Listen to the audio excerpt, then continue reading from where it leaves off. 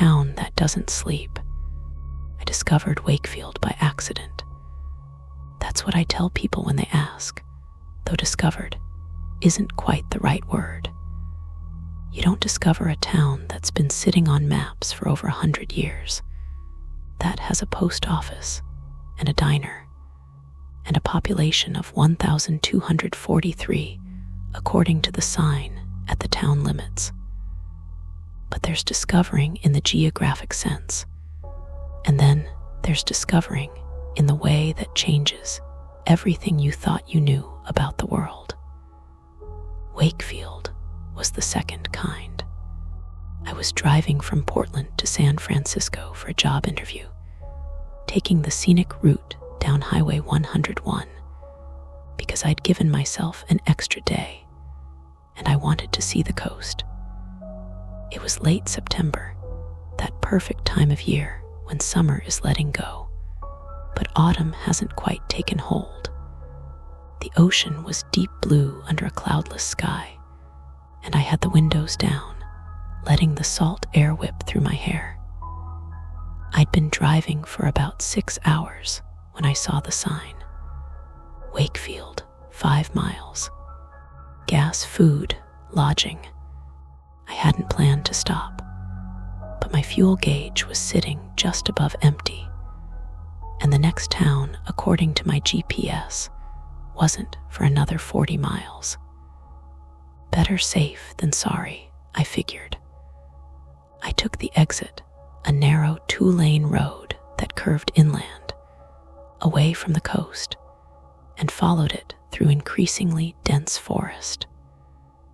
The trees here were massive, old-growth redwoods and Douglas firs that blocked out most of the sunlight and turned the road into a green tunnel.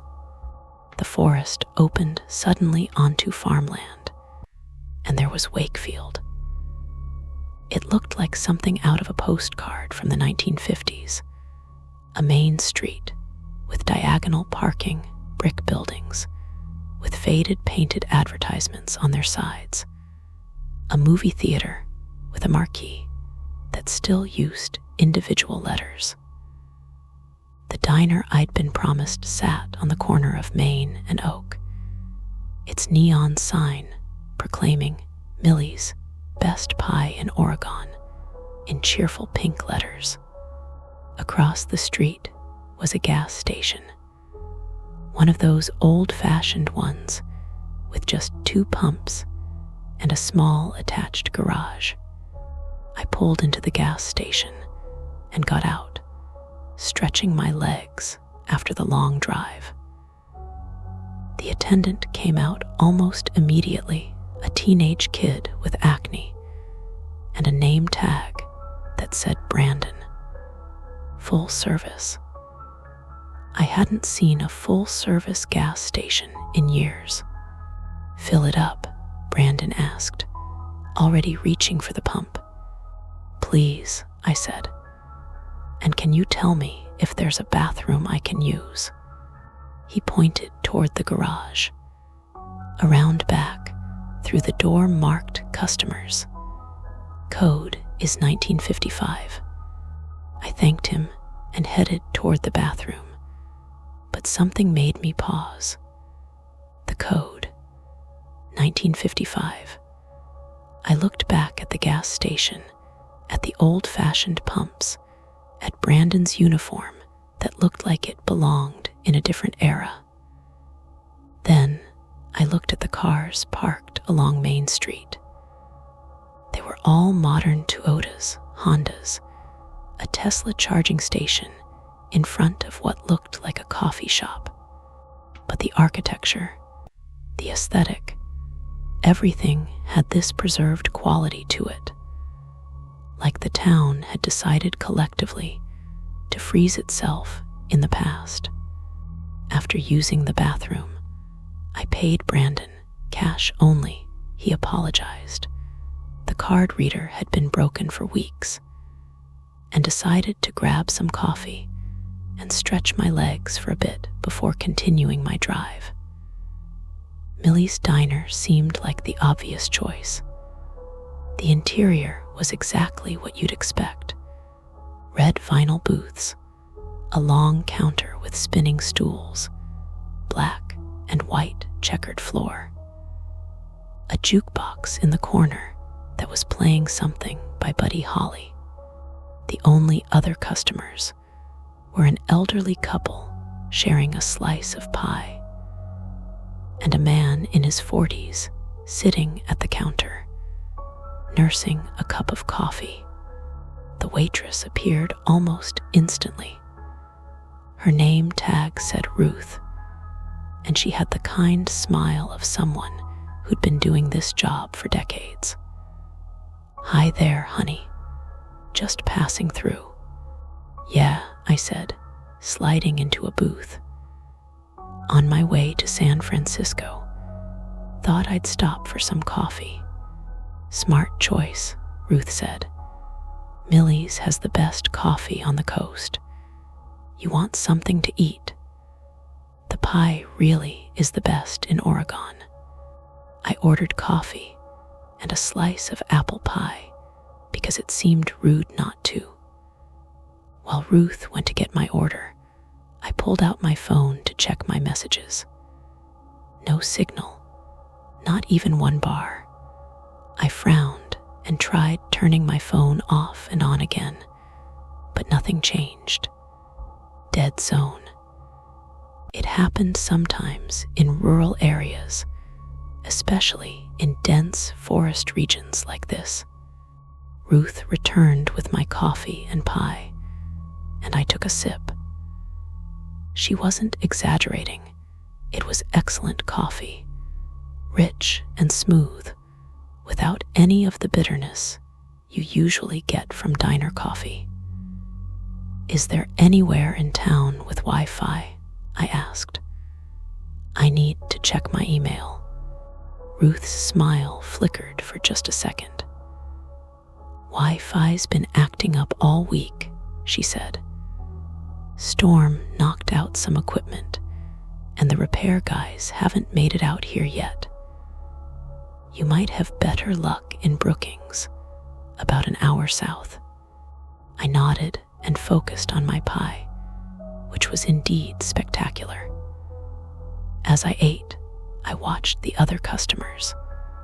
The elderly couple was having a conversation in low voices, occasionally chuckling at private jokes. The man at the counter was reading a newspaper, an actual physical newspaper, and making notes in the margins with a pencil. Everything seemed perfectly normal, perfectly ordinary. A small town going about its business. But something was bothering me. Something I couldn't quite put my finger on. I finished my pie and coffee, paid my bill again. Cash only. The card reader was broken. And decided to walk around town for a few minutes before getting back on the road. The job interview wasn't until tomorrow afternoon, and I was ahead of schedule. Main Street was charming in that calculated way that some small towns cultivate for tourists. Antique shops, a bookstore with stacks of old paperbacks in the window, a hardware store that advertised everything you need since 1955. That date again, and a few other small businesses. I wandered into the bookstore, drawn by a display of vintage science fiction novels in the window. The owner looked up from behind the counter as I entered. He was maybe 60, with silver hair and reading glasses perched on his nose. "Help you find something?" he asked. "Just browsing," I said. "Great collection." "Thanks, been building it for 30 years." I moved through the aisles, running my fingers along the spines of books. They were organized by genre and then by author, with occasional handwritten notes on index cards. "If you like this, try." It was the kind of curation you only find in independent bookstores, the personal touch that Amazon could never replicate. I was about to leave when I noticed something odd. The new releases section near the front of the store was filled with books I recognized, bestsellers from the past few years. But they all looked old. Not used exactly, but not new either. The covers were slightly faded. The pages had that yellowed quality paper gets over time. I picked up one, a thriller that had been published just 6 months ago, according to the cover date. But the book in my hands felt like it had been sitting on a shelf for years. I flipped to the copyright page. 2024. This year, but the book itself told a different story. Finding everything okay. The owner had appeared beside me, moving silently despite the old wooden floors that should have creaked. "Yeah," I said, putting the book back. "Just noticed these look a bit weathered for new releases."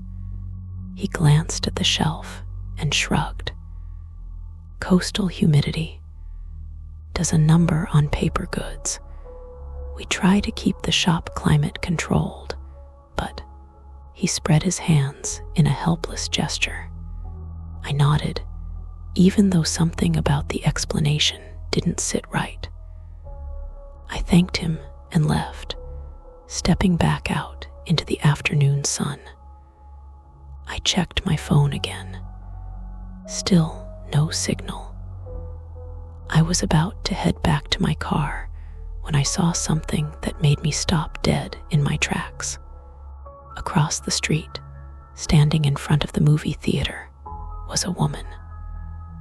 She was maybe 30, wearing jeans and a sweater, completely unremarkable.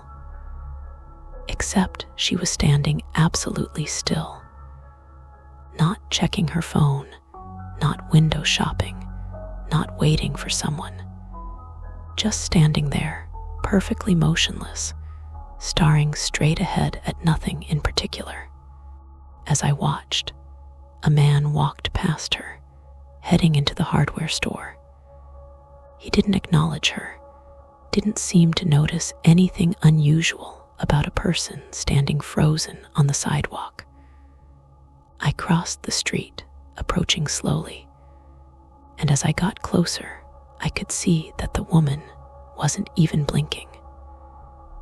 Her chest rose and fell with regular breaths, so she was alive, but otherwise she could have been a statue.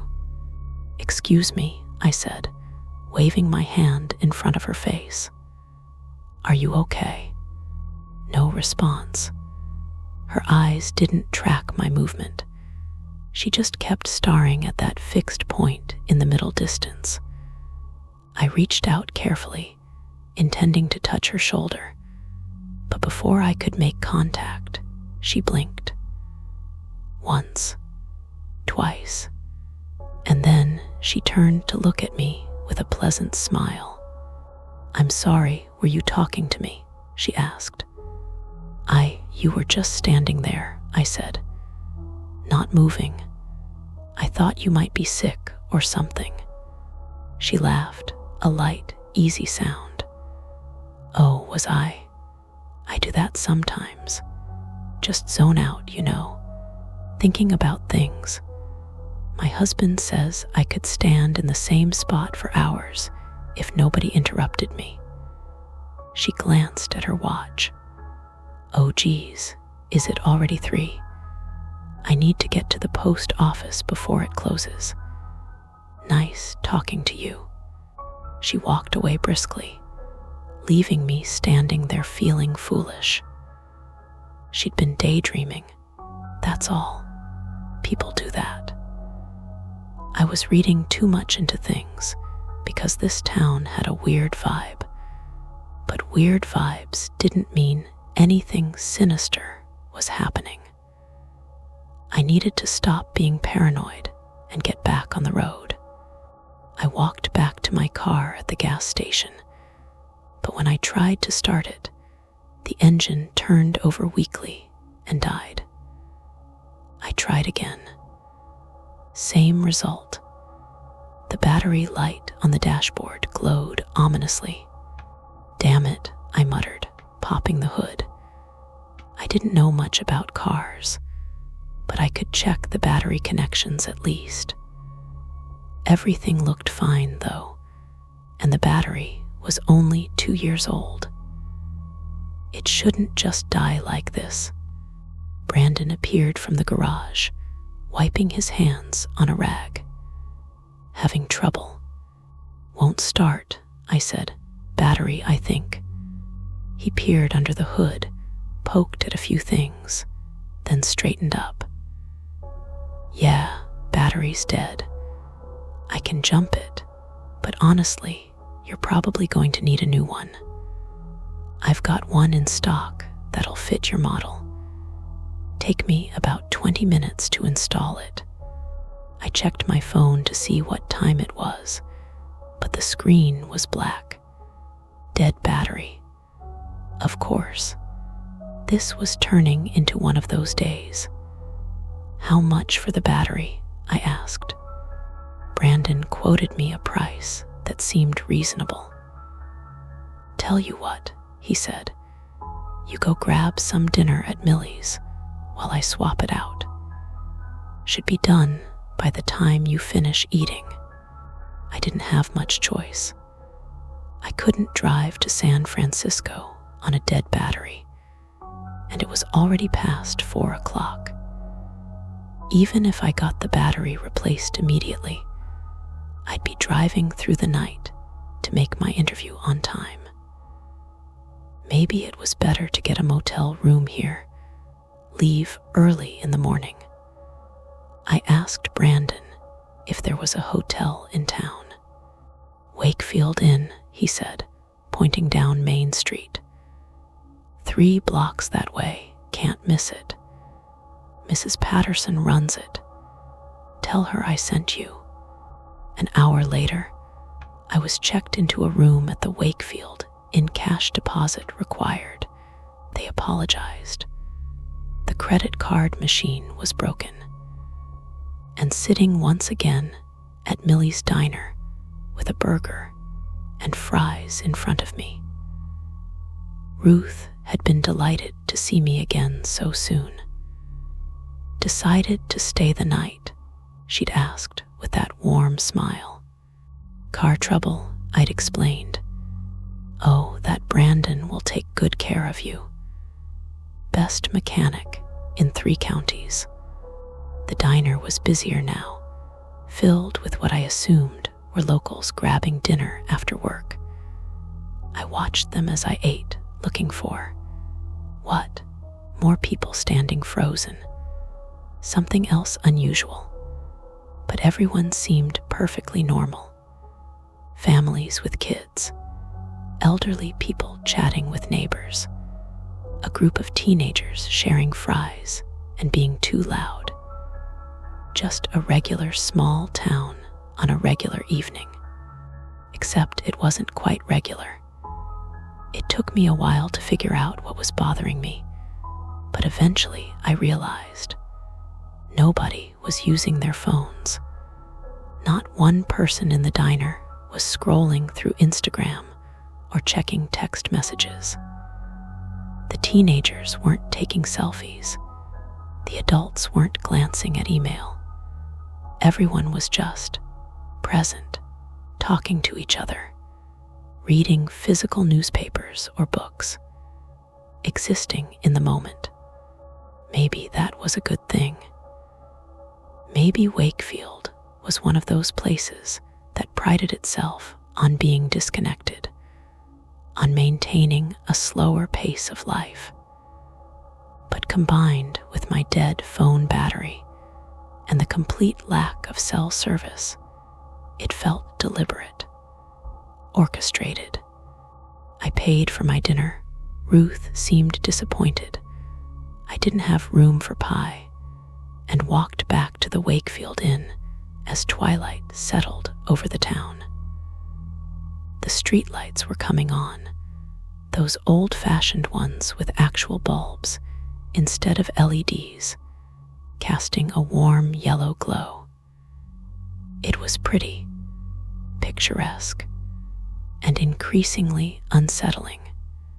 My room was on the second floor, overlooking Main Street.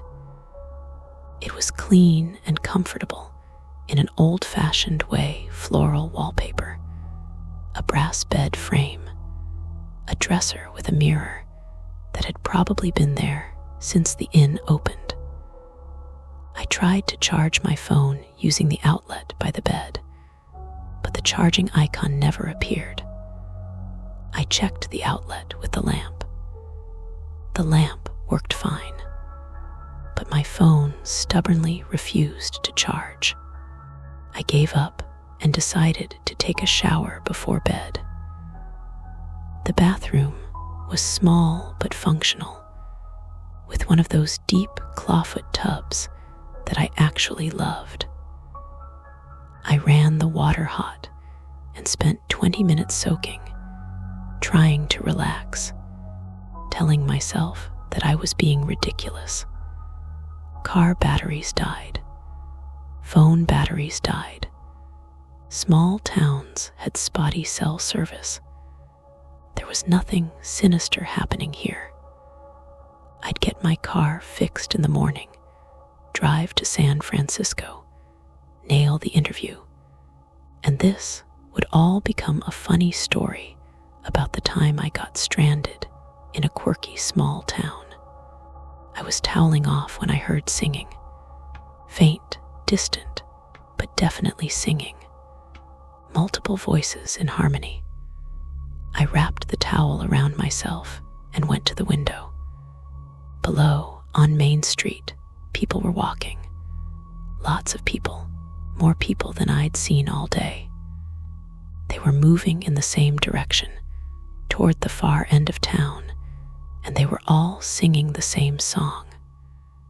I couldn't make out the words, but the melody was old-fashioned, something that might have been popular in the 50s. I dressed quickly and went downstairs. Mrs. Patterson was behind the front desk, doing paperwork. She looked up as I descended the stairs. "Everything all right with your room, dear?" "It's fine," I said. "I just heard singing. What's going on?" "Oh, that's the evening gathering," she said, as if this explained everything. "Every night at 8. Most of the town participates. You're welcome to join if you'd like. Everyone's welcome." "Gathering for what?" "Community time. Singing, socializing, staying connected. It's tradition here in Wakefield. Has been for as long as I can remember." I thought about staying in my room, but curiosity won out. I followed the stream of people down Main Street to a large building at the edge of town that I hadn't noticed before, a community center or town hall of some kind.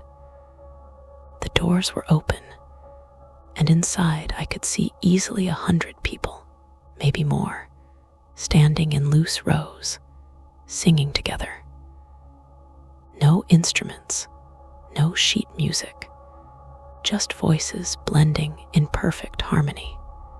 I slipped inside and stood at the back, watching. The song ended, and immediately another began.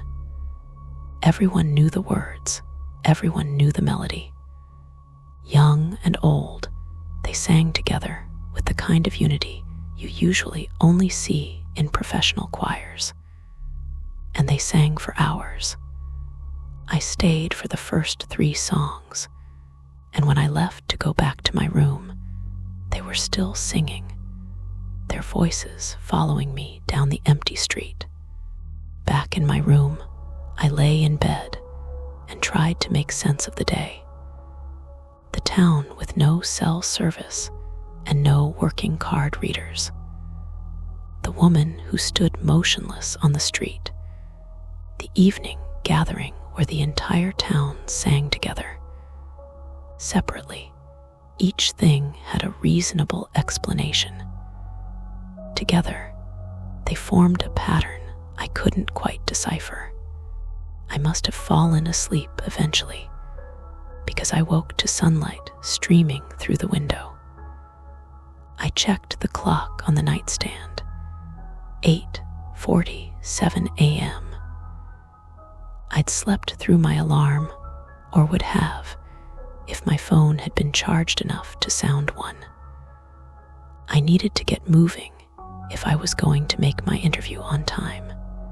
I dressed quickly and headed downstairs.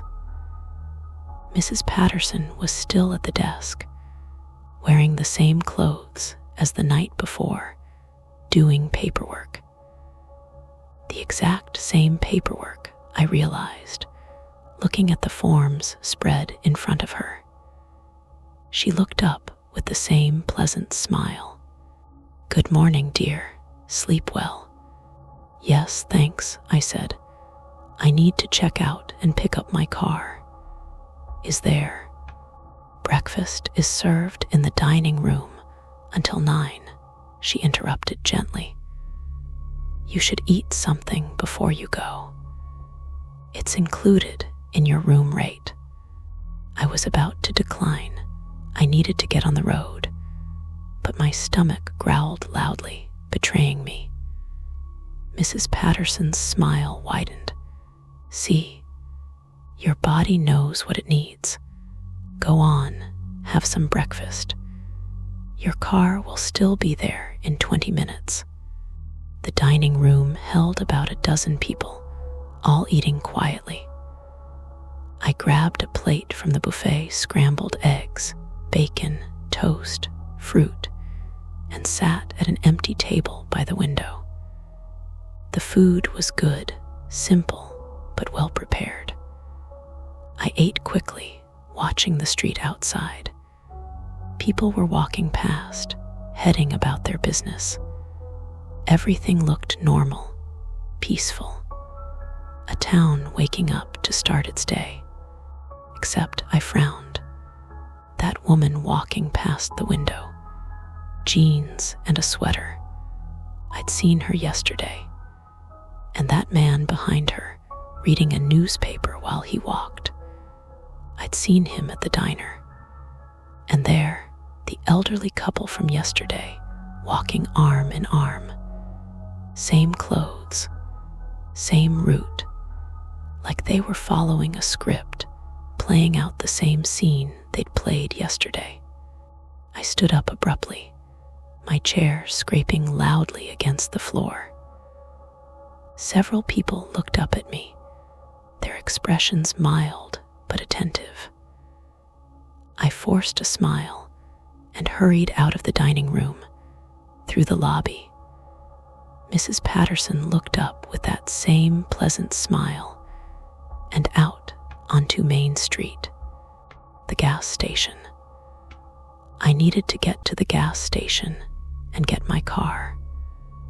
But when I reached it, Brandon was sitting in the same position he'd been in yesterday morning, working on what looked like the same engine. He looked up as I approached. "Morning, your car's all set. New battery installed. You're good to go." "What time is it?" I asked. He glanced at his watch, an old analog watch, I noticed. "About 9. Why?" "You said it would take 20 minutes yesterday to install the battery." "Right, took me about that long. Finished up around 5:30, but you were at dinner, so I figured you'd pick it up this morning." That made sense. That was logical. So why did I feel like something was wrong? I paid Brandon cash. My credit card had mysteriously stopped working when I tried it and got in my car. The engine started immediately. Everything seemed fine. I pulled out of the gas station and headed toward the road that would take me out of town, back to Highway 101. But something made me stop at the town limits. I put the car in park and looked back at Wakefield, sitting peaceful and picturesque in the morning sun. Then I looked at my car's dashboard. The clock said 9:17 a.m. I looked at my phone, which had finally charged overnight. It said 9:17 a.m. Everything matched. Everything was consistent. Except I didn't believe it. Some instinct, some survival sense I didn't know I possessed, was screaming that I needed to leave. Not drive away, carefully run. Flee. Get as far from this place as possible and never look back. I put the car in drive and pressed the accelerator. The tires squealed slightly as I pulled back onto Main Street, wrong direction. But I needed to turn around, and that's when I saw them. Every single person in Wakefield was standing on the street, not moving, not blinking, just standing there like statues, all of them facing toward my car. The elderly couple, Ruth from the diner, Brandon, Mrs. Patterson, the woman in the jeans and sweater. Everyone I'd seen over the past day, plus dozens more. They filled the street, a silent audience watching me. And they were all smiling, the exact same smile, pleasant, empty, wrong. I threw the car in reverse, not caring that I clipped a parked car as I backed up. The people didn't move. They just kept standing there, watching, smiling. I managed to get the car turned around and floored it back toward the exit road. My rearview mirror showed the crowd still standing motionless, shrinking in the distance. None of them chased me. They didn't need to, because when I reached the exit road, the road that should have taken me back to Highway 101, it was gone. Not closed or blocked, gone. In its place was a field of tall grass, like the road had never existed. I stopped the car, my heart pounding, and looked around wildly. The forest surrounded Wakefield on all sides. Dense, impenetrable forest with no roads, no brakes, no way out. I was trapped. I sat in the car, hands gripping the steering wheel so tightly my knuckles were white, and tried to think. There had been a road. I'd driven in on it yesterday. I'd seen it with my own eyes. Roads don't just disappear. This wasn't possible. Unless I'd never left. Unless I'd been here longer than a day. Unless time in Wakefield didn't work the way time worked in the rest of the world. I looked at my phone again. 9:17 a.m. I watched the clock. It ticked to 9:18, then 9:19. Time was passing. But was it real time? Or was it the time that Wakefield wanted me to believe in? A knock on my window made me jump. Ruth was standing there, her smile still pleasant and empty. "Having trouble, honey?" she asked through the glass. "Why don't you come back to town? Have some coffee. We can talk about whatever's bothering you." "Let me out," I said, my voice shaking. "There's supposed to be a road here. Where's the road?" "There's no road, dear. There's never been a road. Wakefield is home now. You just need some time to adjust. Everyone does at first, but you'll see it's nice here, peaceful. We take care of each other." we stay together. Other people were approaching now, walking slowly but deliberately toward my car. Brandon, Mrs. Patterson, the man who'd been reading the newspaper, all wearing that same empty smile, all moving in perfect unison, like they were being controlled by a single consciousness. I put the car in drive and aimed it at the field where the road should have been. Maybe if I just drove, I'd find the road. Maybe it was hidden somehow, camouflaged. Maybe. My car stalled. The engine died, and no matter how many times I turned the key, it wouldn't start. The new battery Brandon had installed. Of course, I'd been so stupid. They'd wanted me to stay, and now I had no way to leave. The townspeople surrounded the car, pressing their faces against the windows, still smiling, still eerily silent. Ruth tapped on the glass again. "Come out, dear. Join the evening gathering. You'll feel better once you sing with us. Everyone does. The songs help you forget about the outside, help you understand that Wakefield is where you belong, where you've always belonged, where you'll always stay." I closed my eyes, and I swear I could hear it. Faint, distant, growing louder. The sound of voices singing in harmony. A song I didn't recognize, but somehow knew all the words to. A song that made me want to open the car door and step out and join them.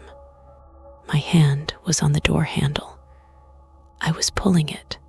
The door was opening, and the last coherent thought I had was, how many other people had stopped in Wakefield for gas?